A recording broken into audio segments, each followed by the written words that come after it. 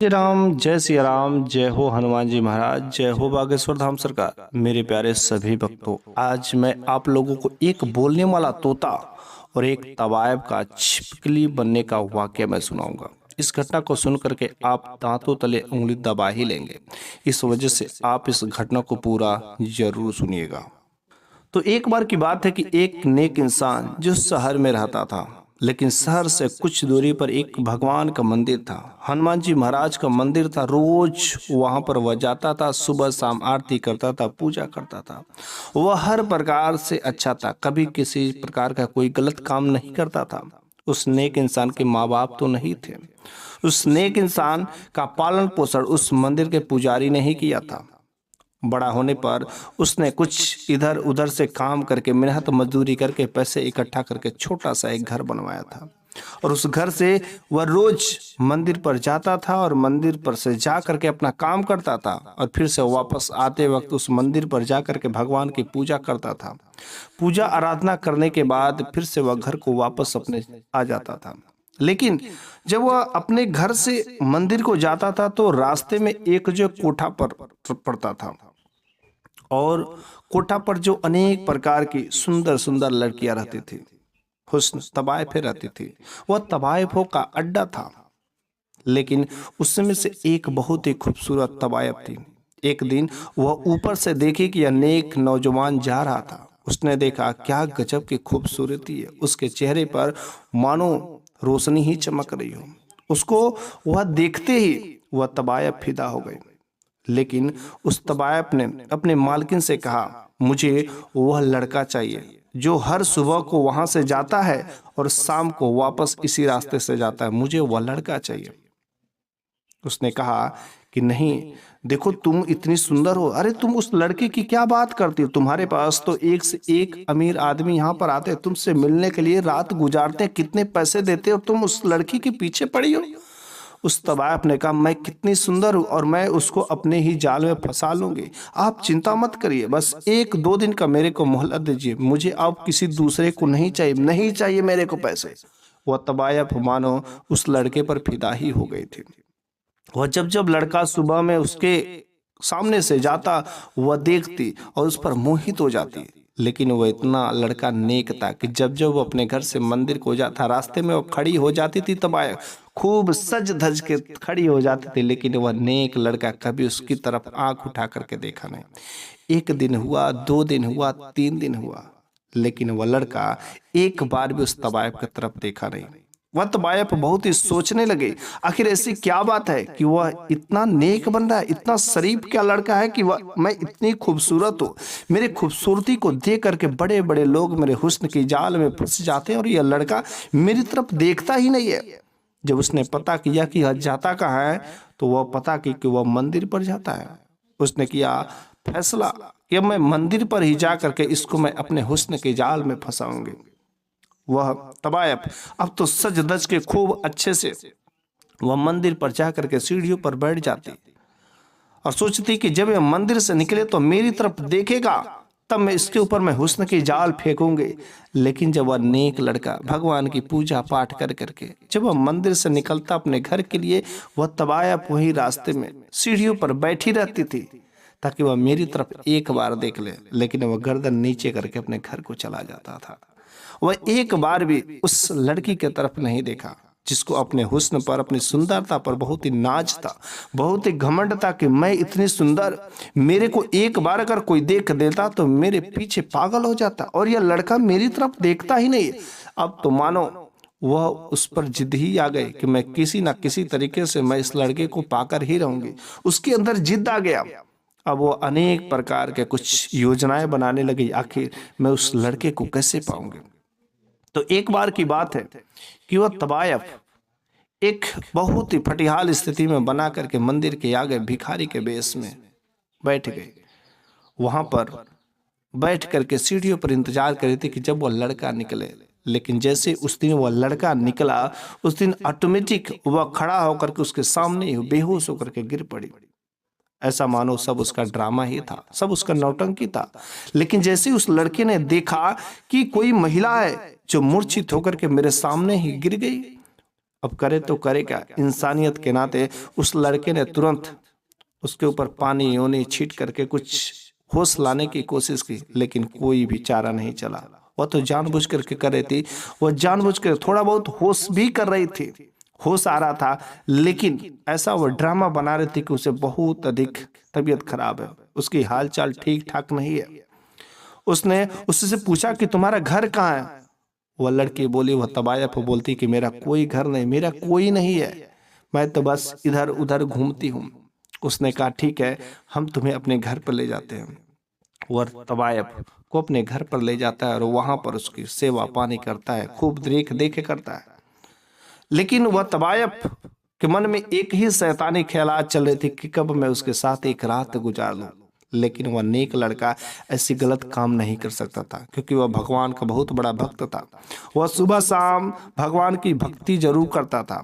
लेकिन एक रात की बात है कि जब तबायफ ने सोची कि जब वह लड़का जब मंदिर से वापस आएगा तो मैं आज तो उसके ऊपर हुस्न के जाल तो फेंकूंगी ही फेंकूंगी।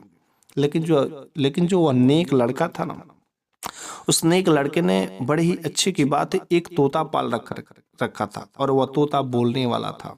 वह हमेशा राम राम राम भगवान का नाम लिया करता था। लेकिन वह नेक इंसान हमेशा उस तोते को अच्छी ही बात सिखाता था।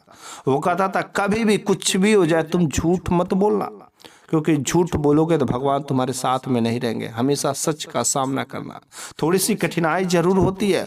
और इस तरीके से वह तोता को अनेक प्रकार के अच्छे अच्छे बात सिखाया करता था। वह तोता भी जय जय राम जय सिया राम का नाम हमेशा लिया करता था, भगवान का भजन करता था।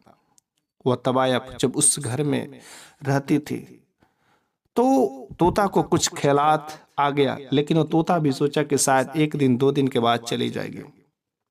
उस रात तबायफ ने सोचा कि जब वो मंदिर से वापस आएगा तो आज मैं उसको अपने हुस्न के जाल में फंसाऊंगी, और बस आज की रात आखिरी रात होगी, उसके साथ में रात बिता लोगे। मेरी तो यही ख्वाहिश ही है।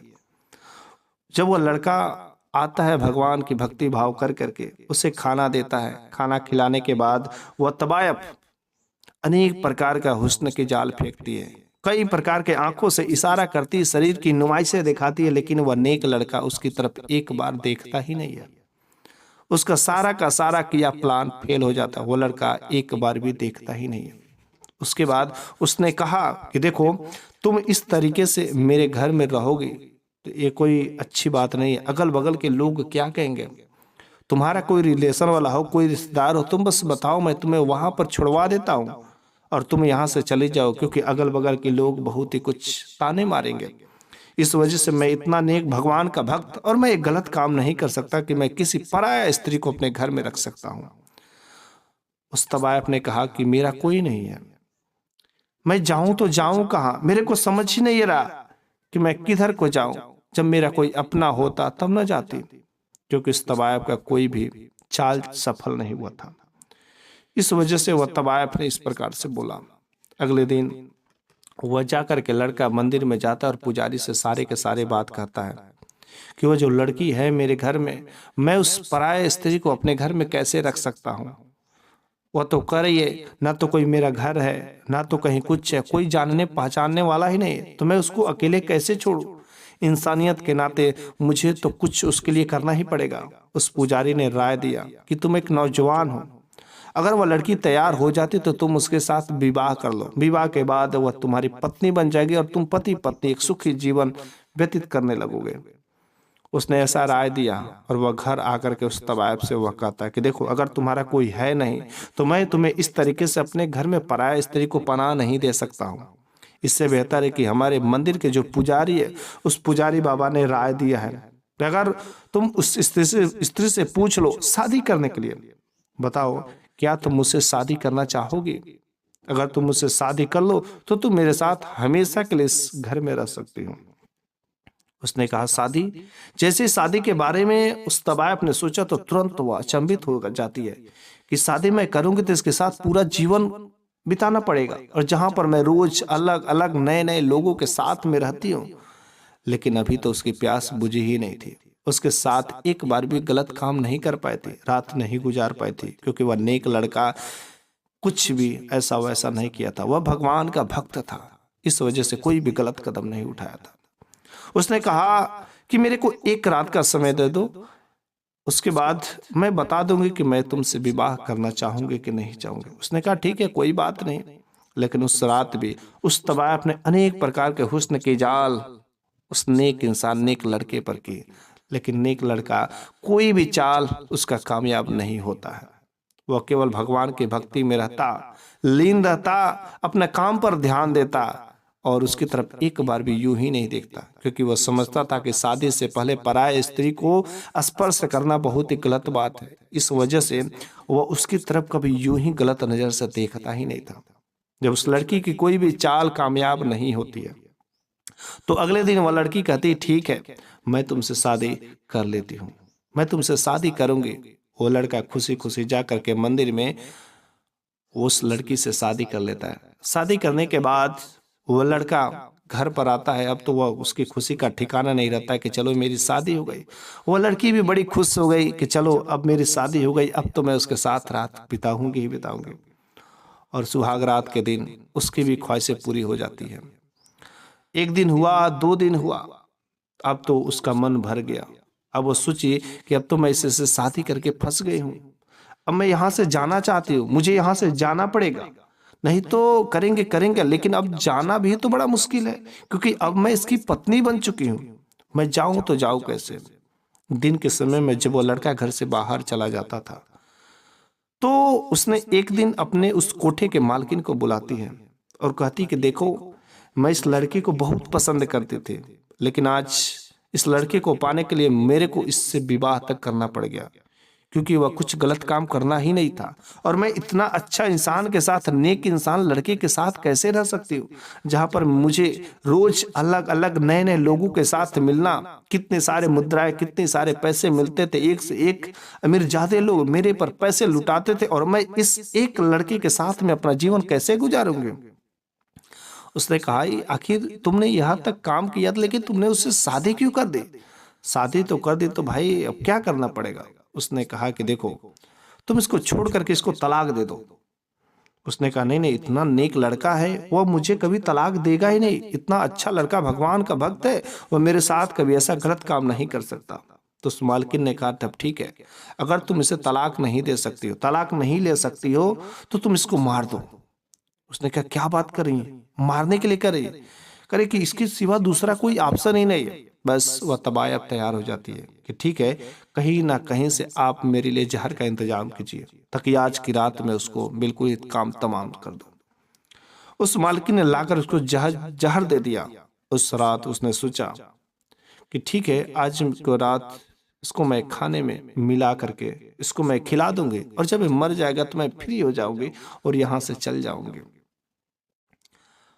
उसने रात के समय में जब वो उसका पति वापस आता है तो वह खाने में ऑलरेडी जहर मिला चुकी रहती, और सब इशारा का सारा कारनामा तोता देख रहा था। लेकिन जब भोजन करने का समय आया, तोता अचानक जोर जोर से चीखने लगा, चिल्लाने लगा, बोलने लगा मालिक बचाओ, मालिक बचाओ, मालिक बचाओ।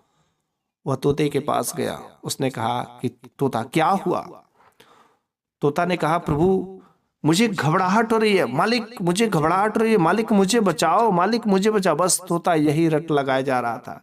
लेकिन तोता को कुछ शांत करके वह गया, खाना खाया और अपने कमरे में जाकर के सो गया। उस तबायब ने सोचा अब शायद अब तो वह मर ही गया होगा। लेकिन कुछ देर तक कुछ नहीं होता है, कोई आवाज नहीं आती है। लेकिन अचानक वह बुलाता है कि सुनो, मेरे पेट में अचानक पता नहीं क्यों बहुत तेजी से दर्द हो रहा है। वह तो तबायब समझ ही गई कि जहर का असर दिखाना शुरू कर दिया है। तबायब ने कहा अपने पति से कि देखो, शायद आपने बाहर कुछ खा पी लिया होगा, गलत खाने की वजह से शायद आपके पेट में दर्द हो रहा होगा।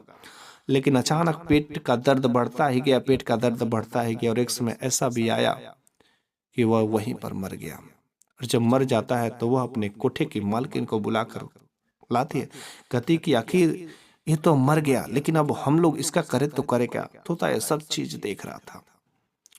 तोता सब कुछ देखने के बावजूद भी बस चिल्लाया जा रहा था, रोए जा रहा था कि मेरे मालिक को आज इसने मार दिया। लेकिन बेचारा वह करे तो करे क्या, पिंजरे में बंद था ना, वो कुछ नहीं कर सकता था। चिल्लाया जा रहा था। उधर वह तवायफ ने उसे धमकी दे दी, अगर तू कुछ भी बोलेगा तो मैं तेरे को भी मार दूंगी। बेचारा तोता चुपचाप शांत हो गया, क्योंकि अपनी भी तो जान की चिंता थी। और जब कोठा के मालकिन ने आई तो देखी कि ये मर चुका है। बिल्कुल चेक करने के बाद पता चला हाँ वास्तव में मर चुका है। बस उसी घर में उन लोगों ने एक टेबल के नीचे थोड़ा सा गड्ढा बनाकर उसी तरीके से उसी में धंसा करके मिट्टी से फिर से थपा करके वहां से चले गए। एक दिन हुआ, लेकिन जब मंदिर का पुजारी पूजा कर रहा था तो उस सुबह वह नेक लड़का उस मंदिर में नहीं गया। उसने सोचा कि शायद हो सके नई नई शादी होगी, कहीं कुछ फंस गया होगा, इस वजह से आज मंदिर पर नहीं आया है। शाम का भी समय हुआ, शाम को भी वह नेक लड़का का इंतजार कर रहा था कि शायद अभी तक आया क्यों नहीं, हो सके कहीं पर गए होंगे। एक दिन हुआ, 2 दिन हुआ, 3 दिन बीत गए, लेकिन वह नेक लड़का मंदिर पर नहीं गया। पुजारी हमेशा इंतजार करता रहेगा, अब आएगा अब आएगा अब आएगा, लेकिन वह नेक लड़के का पता ही नहीं। तब पुजारी को फौरन उसके घर पर आना पड़ा। लेकिन जब वो अपने घर पर आता है तो उसके देखता है कि उसका तो दरवाजा बंद है। तो जब दरवाजा बंद है तो भाई ये लोग लग रहा कहीं गए होंगे। तो जब दरवाजा बंद देख करके वह अपने घर को चला जाता है। वह समझ जाता है कि शायद कहीं गए होंगे घूमने के लिए। और वह जब पुजारी रात में उस दिन सोया था तो उसके स्वप्न में कुछ अचानक बहुत ही भयानक स्वप्न आते हैं। दिखाई देता है कि जो मेरा भक्त है ना, वह खून से लथपथ हुआ है और वह चीखे जा रहा है, चिल्लाया जा रहा है, उसे कोई मार रहा है, सता रहा है। बेचारा वह पुजारी करे तो करे क्या। एक दिन वही स्वप्न देखता है, 2 दिन वही स्वप्न देखता है, लेकिन उसे डर भी लगता है कि कहीं मेरे साथ ऐसा कहीं बुरा तो नहीं हो गया। उस दिन वह भगा भगा सुबह होते ही उस लड़के के घर पर आता है और दरवाजा गांव वालों से मिल करके तोड़वा देता है। अंदर देखता है तो कहीं कुछ नहीं। तोता फिर से चिल्लाया जा रहा है कि मालिक बचाओ, मालिक बचाओ, मालिक बचाओ। तोता से पूछा जाता कि क्या तोता तुमने देखा। तोता का जब पिंजरा खोला जाता है तो तोता उस जगह पर जाकर के बैठ जाता है जहां पर उसको धंसाया गया था, जहां पर उसको गाड़ा गया था। तोता जब उस जगह बैठ जाता वहीं पर चीखने लगता है।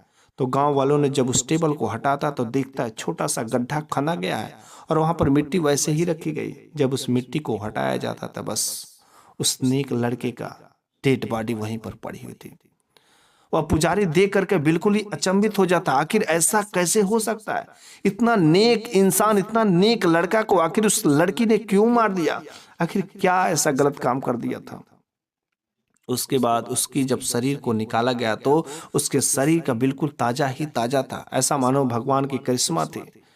उसके शरीर पर कुछ खरोच नहीं आए थे। उसके बाद उस पुजारी ने उस डेड बॉडी को निकाल करके ले जाकर उसका क्रियाक्रम दाह संस्कार किया। उसके बाद हुआ क्या, पुजारी का गुस्सा चरम सीमा पर था। पता करवाया कि आखिर वह महिला कहाँ की रहने वाली थी। तोता ने सब कुछ बता दिया कि वह एक तवायफ थी। वह अनेक प्रकार के हुस्न की जाल फेंकी, लेकिन मेरा जो मालिक था कभी इस पर डोरे ही नहीं डाला। उसके बाद उसने शादी कर ली और जब उसकी इच्छा पूरी हो गई तो वह एक मालकिन एक और महिला आती थी, शायद उसी के पास गई होगी। बस उस महिला के बारे में पता कर करके पुजारी और गांव वाले ने वहां पर गया।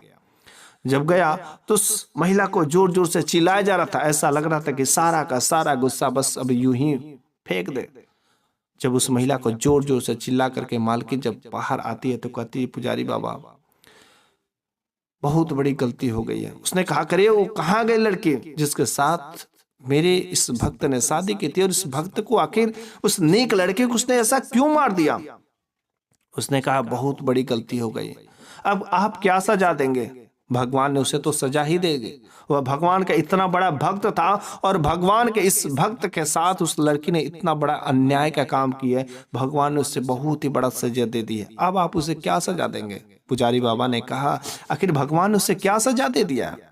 उसने कहा कि जब हम दोनों लोग उसको गाड़ करके आ रहे थे, जमीन में धंसा करके जब हम लोग घर को वापस आ रहे थे, इस कोठे पर जैसे ही आए कुछ समय बाद उसका शरीर ऑटोमेटिक बदलना शुरू हो गया। शरीर में अचानक बहुत तेजी से जलन होने लगे और देखते ही देखते पता चलता है कि वह लड़की जो सुंदर अपनी सुंदरता पर बहुत ही घमंड था, बहुत ही बड़ी एक छिपकली में बदल जाती है। और देखिए धीरे धीरे, क्योंकि हम भी उस पाप में शामिल थे, उस गलत काम में हम भी शामिल थे, जिसकी वजह से मेरा भी शरीर अब बदलना शुरू हो गया। शायद हम भी छिपकली ही हो जाए। और वह तो ऑलरेडी छिपकली बन चुकी है, उसको मैंने एक कमरे में बंद कर दिया है। साधु बाबा ने कहा, उस पुजारी ने कहा कि भगवान ने जब तुम लोगों को सजा दे ही दिया है तो मैं क्या करूं।